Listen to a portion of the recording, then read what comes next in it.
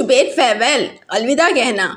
अलविदा, good bye, उम्मीद है कि आपका दिन अच्छा गुजरे। हैव अ नाइस डे, उम्मीद है कि आपका सफ़र अच्छा गुजरे। हैव अ सेफ जर्नी, आपसे दोबारा मिलकर अच्छा लगा।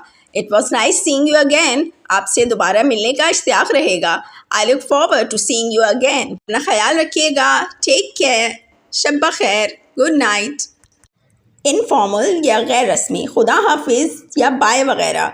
बाय, बाय बाय, बाद में मिलते हैं। सी यू लेटर, जल्द मिलते हैं। सी यू सून, बाद में बात करते हैं। टॉक टू यू लेटर, मुझे अब चलना होगा। I have got to get going. अब बहुत बेतकल्लुफ़ाना है, लेकिन ज़रूरी नहीं कि उर्दू में एज़ इट इज़ अल्फाज इस्तेमाल किए जाएँ। चल फिर देखता हूँ तुझे, चेक यू लेटर। मैं तो निकला या मैं तो चला। आई एम आउट, मैं तो गया। आई एम ऑफ, मैं तो फूट लूँ। I have got a take off, चल ऐश कर। See ya, peace. Like share subscribe English learning.